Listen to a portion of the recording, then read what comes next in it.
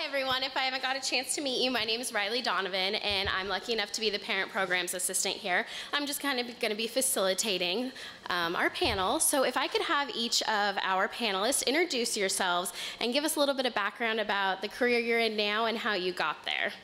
My name is Phil Christian. I'm in commercial real estate. I'm a commercial real estate broker. I have been at CBRE for 3 years now. I got my start actually working directly for and under Ambassador Argyros, at first as his driver and his assistant, and I worked my way up, and at the very end I managed 1/3 of his apartment portfolio.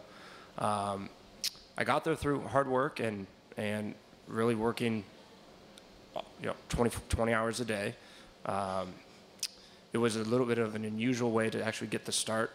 I had an opportunity to sit down with President Doty, and he made an introduction, not necessarily with the job opportunity, but that introduction led to a job opportunity. So I have a very unusual story, and I look forward to expanding on it further.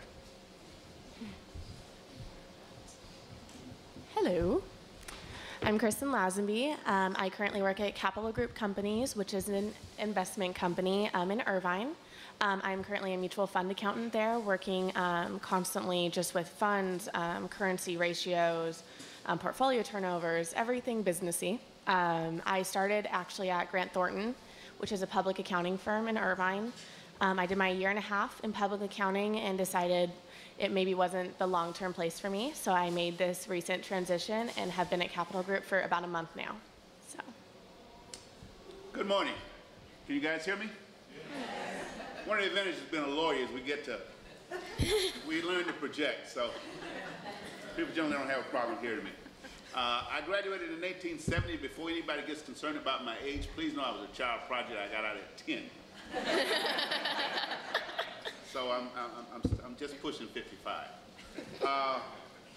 in my dreams. I've been a lawyer, got out of Chapman in 1870. I went up to law school at UCLA, got out in 73, and I started practicing in the California State Department of Justice in 1874. Did that for about 35 years. Trial lawyer, 2 cases before the California Supreme Court, 1 before the United States Supreme Court.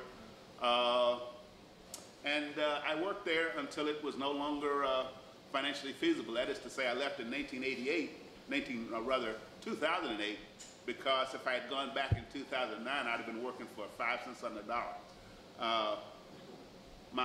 The years I had in was such that it just didn't pay to stay anymore. So the last 3 or 4 years, I've been in private practice with a couple of associates, and Chapman was a great place to get started. Now, the one piece of advice I'd give to everyone, that was part of the brochure that they sent us, was please do not be late for that first interview. Not a good idea. But seriously, try to think past that first interview. When you go to that first interview, you're trying to distinguish yourself. And everybody there is basically going through the same routine.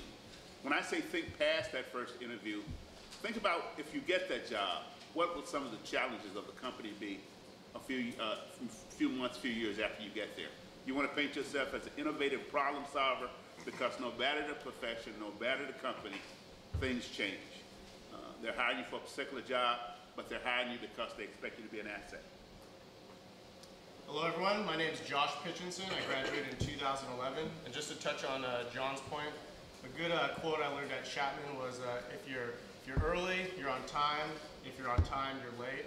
If you're late, don't even bother showing up. So that's a great one to take home with you.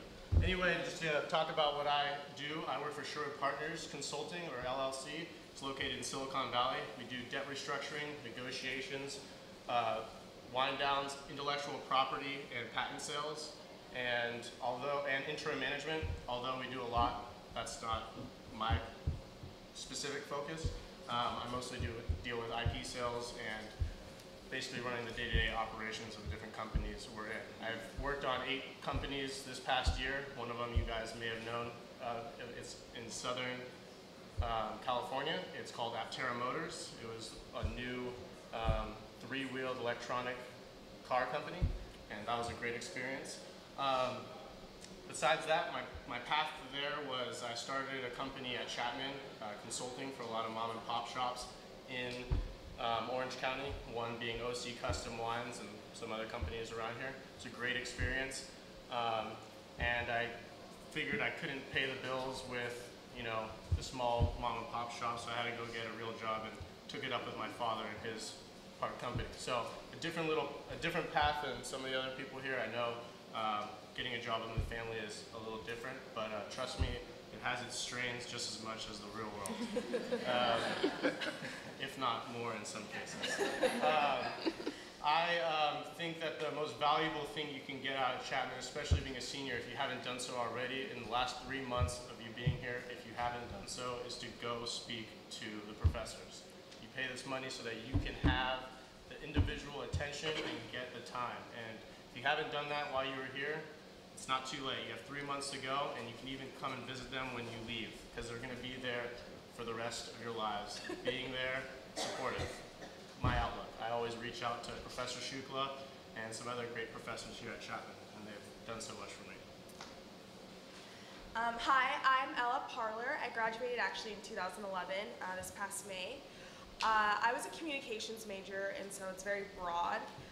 But however, I ended up getting a marketing job my sophomore year of college with Red Bull, North America, and I worked there for 3 years.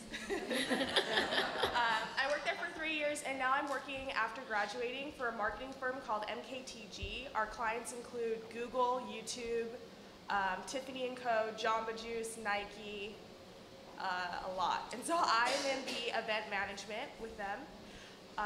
So even though my major wasn't marketing, like a lot of people here study business, I didn't have that edge, but because I had a job for 3 years while in college, I had gained personal experience, I networked, and so that's how I got the job that I have now. So I guess my piece of advice would be don't let your major limit you or feel that it can limit you, because regardless of what you decided your freshman year of college, maybe your direction has changed, you still have the ability to pursue where your passion is, and for me it was with marketing. So yeah, I think that's it, right? Perfect. Thank you all for introducing yourselves. If you could touch on, whoever would like to take it first, what specifics can you tell our audience that how Chapman prepared you for the working world? I'll start. As an accounting major, Chapman actually provided a program with the accounting department that's called Meet the Firms. They actually brought in a whole bunch of public accounting companies as well as privates and to meet the candidates that would potentially be coming into their companies as interns as well as full-time employees. Through that, I actually got an internship before my senior year at Grant Thornton, and that's actually how I got my full-time offer. So that was a great way that Chapman actually helped me to get into the workplace nice and early. One way I got a lot from Chapman was the reality-based learning. So I took a consulting class at Chapman, and it actually lined me up with a client that ended up sticking with my true management consulting company I started after I finished the class. So it was a great preparation to really get me into the real world and deal with companies with real problems that needed solutions. All right, thank you. If any of you are in charge of hiring, could you please speak to qualities that you look for in a candidate, and also through the application process, if any of you have any tips on applying and interviewing? Okay. Over the summer, I was in charge of hiring for Red Bull, and we got about, I'd say, 100 applicants a week. And it's a really big company. First of all, yes, resume is really important, but I would say the interview is what we care about the most. You get so many resumes, I didn't really pay attention to them personally. Definitely, whatever company you're applying for, if you're trying to use something generic, it's not going to work. I need to know why you want to work with us, our company. So do research on the company that you're applying for. Go on their website, figure out their values, figure out their foundation. What type of culture do they have going on? You get a lot from their website. They spend a lot of money to make that website, and it's so you can be educated about what they want. I would ask someone, what do you know about Red Bull?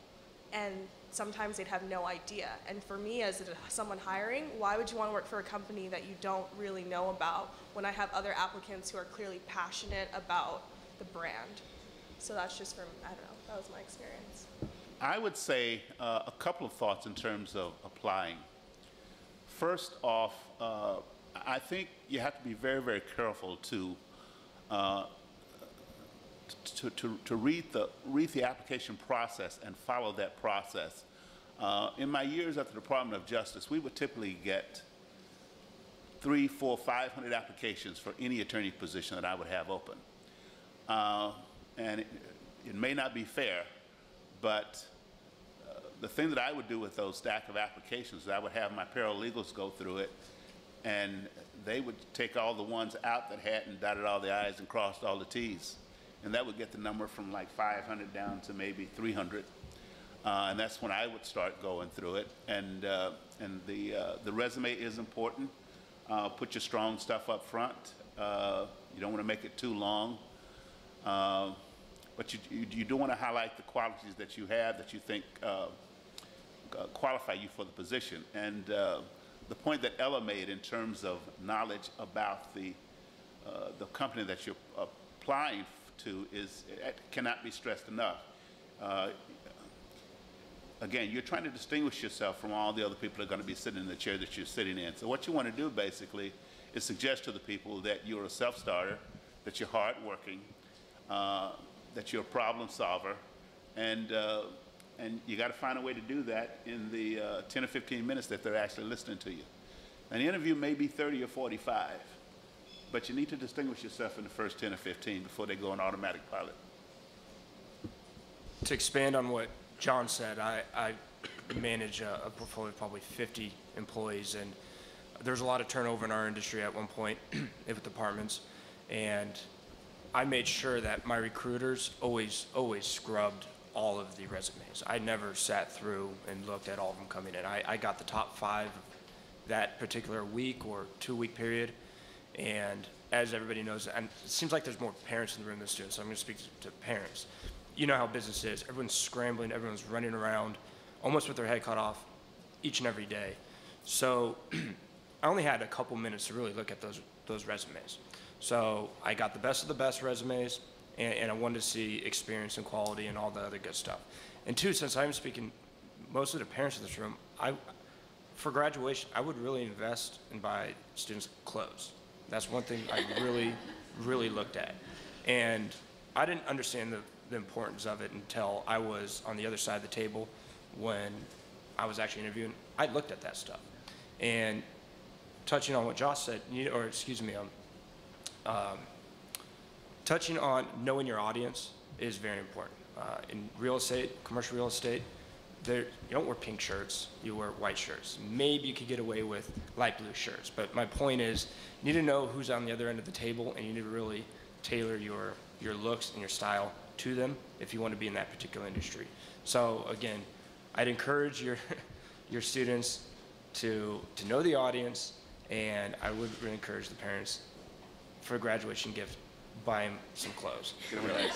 Because I learned the hard way, and I actually battled my parents. My father was trying to tell me how to dress for interviews, and I want to be cool, I want to wear what I want to wear. I learned the hard way. It took time for me to learn that. So. And touch on it a little bit more, I read an article actually, and not thinking that any of you guys do this, but as a parent, don't call the company your student is hiring. Don't send in the resume without them knowing. Don't do anything. Don't be involved except for being there for support when they ask for the help. Obviously, if they say, please call my boss, be like, no, but yes, apparently that's been a big thing that's been happening lately in our generation, unfortunately, but stay away from that.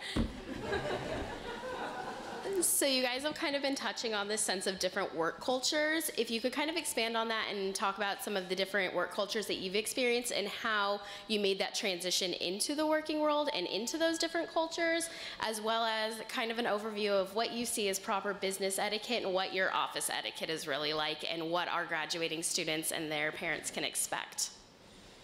Just like I said, knowing the work culture based on their website, going from Red Bull where my boss would email, yo, dude, what up? Like, need this report right now. You know, very, very casual. Sandals in the office, Bermuda shorts, just incredibly casual. Our headquarters has a big skateboard ramp where pro athletes will just come and ride sometimes. Transitioning from that to a sky-high building in Irvine where you come business casual or professional every day. You do not talk to the senior executives. You don't even look them in the eye. Like it's just it's more hierarchical, I would say. And as for me, going from a place where it was cool to like rub elbows with the VP to a place where it was you need to know your place, you need to remain very professional. Your emails must be, subject, header, just very different. It's important that you pick up on that right away.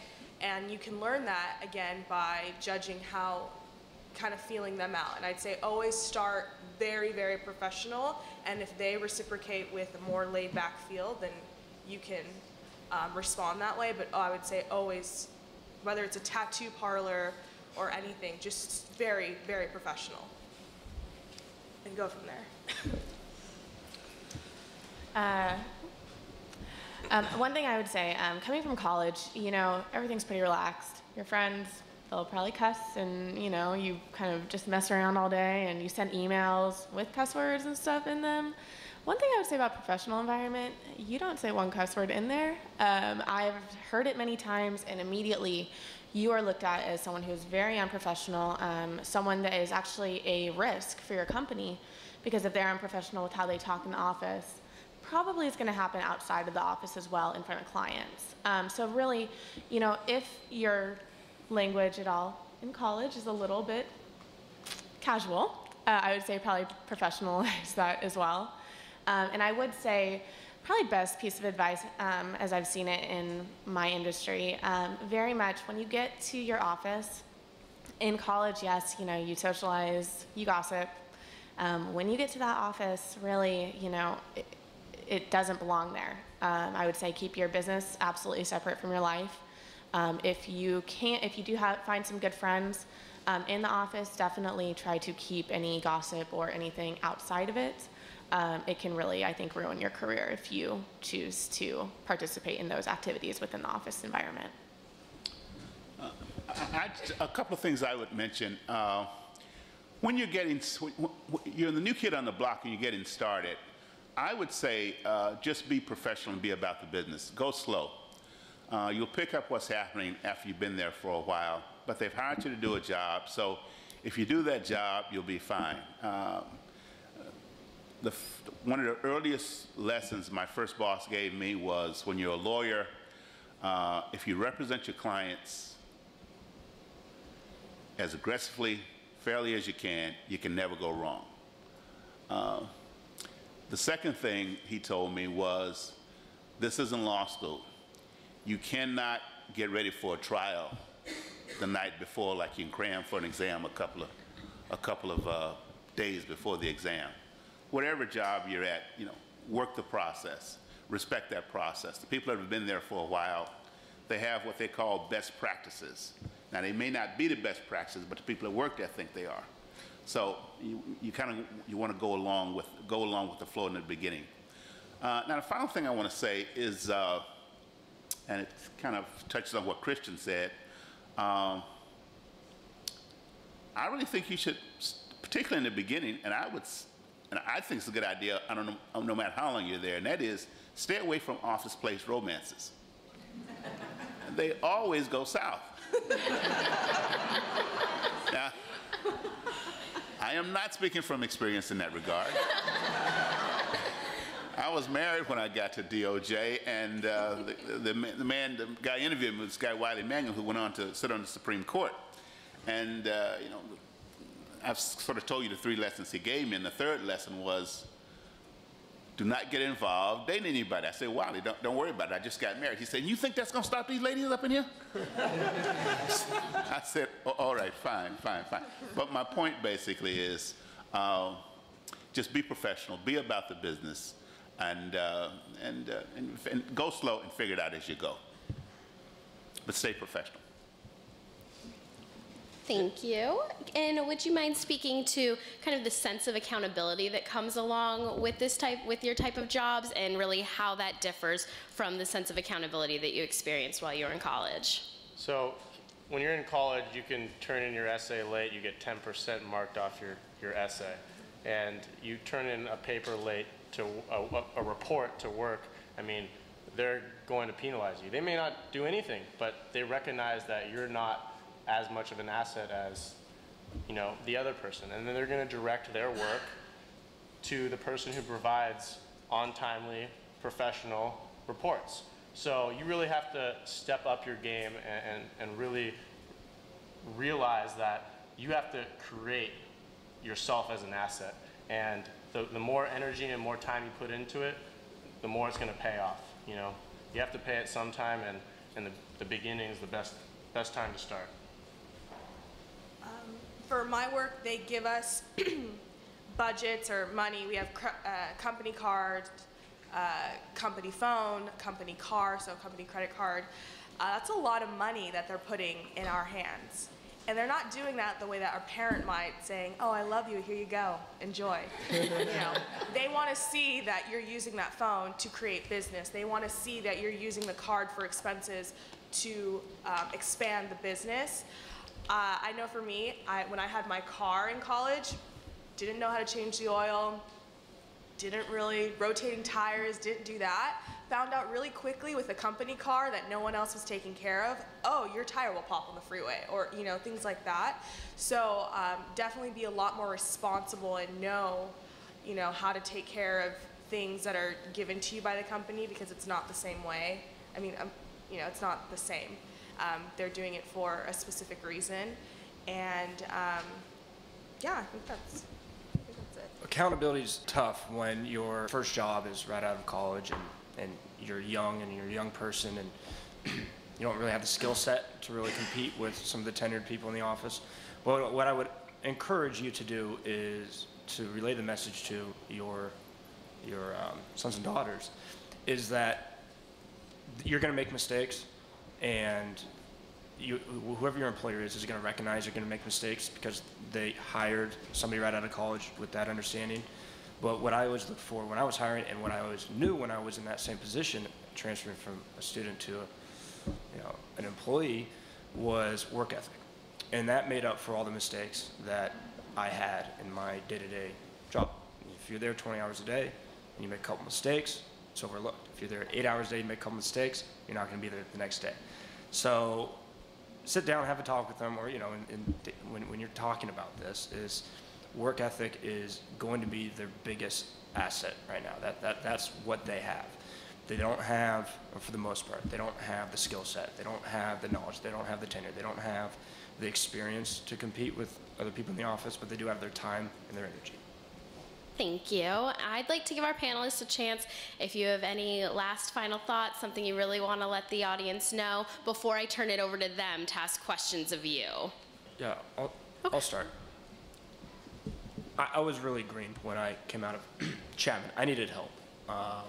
And I looked to my parents and my grandparents for help. All the little details that go into getting a job, maintaining a job, moving up in a job, all the parents in this room have been through it and done it, and we as students needed those stories. We needed that help. So, depending on what your parenting style is, but be there as an asset, be there as a resource. You see them doing something that can be fixed, tell them. Because we didn't know when we were coming out of college. We thought we knew everything, we had no idea. We didn't know, so be there as a resource. One thing I would probably recommend bestowing upon your student. When I came out of college, I thought, man, my first job, that is where I'm going to stay for my entire life. You just think, I got hired and they want me, shoot, I'll stay there 50 years and that's what it'll be. I quickly realized when I got in, my longest week during our tax busy season was 98 hours. And, I came home every day. I was living at home with my mom, and she just looked at me. I'd come in at 4 o'clock in the morning. I'd leave at 7 a.m. And she looked at me and she wants to help you. Go, okay, well, we'll just get out of here. But she encouraged very highly to work through it. You need to put in the time. It's a hard road sometimes. Long days. It's difficult. But there is a point that you see the light at the end. And I made my transition finally out of my industry, and I'm at a nice 8 to 5 now with overtime. That's lovely. So really encourage. It's not that you're stuck in your one job forever. You kind of think that a little bit when you come out of college. It's your first opportunity, and you see it as something that will last years and years. So to add on her point, to not jump from job to job, and to at least stick somewhere for a year unless there's some amazing opportunity somewhere. And also, you're moving back home, or you're moving to a new area that you're not familiar with.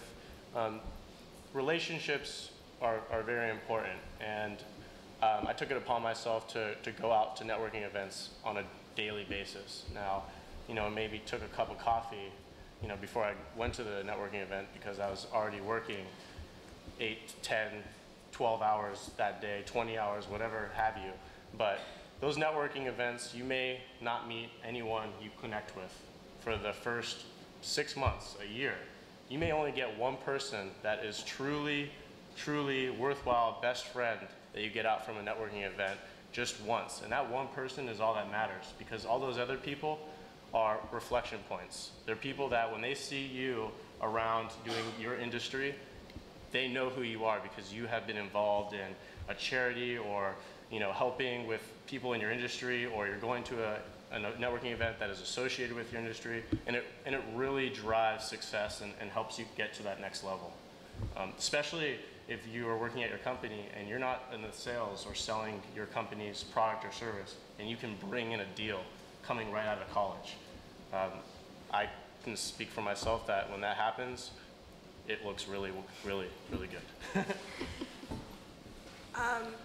I think Josh and I, from the class of 11, because we were the last class to graduate, what I've noticed from my peers is to be honest, not everybody gets jobs in May when they graduate. You don't get that diploma necessarily with the job. And the job market could be tough, and so for that, I have some friends who just kind of give up, throw in the towel, and say, well, I'll look for a job later when it gets better.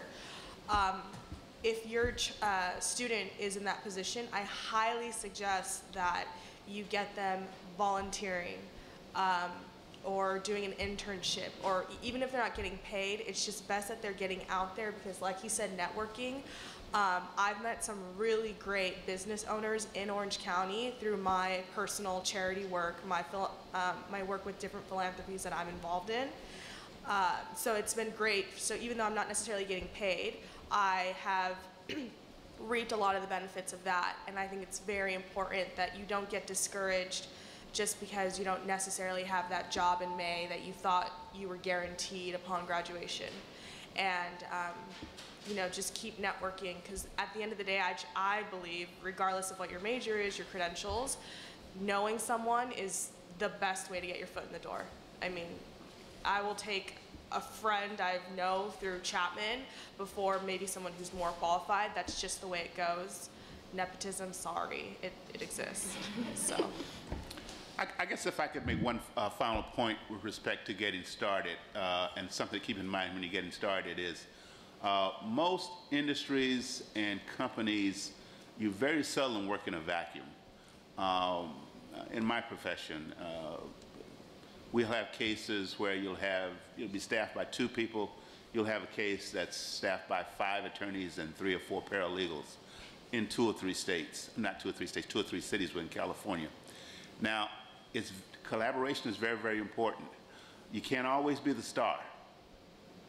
You can't always be the star, and you may be called upon to do something that looks like, it appears that you're not getting a whole lot of credit for, that someone else is getting the credit for.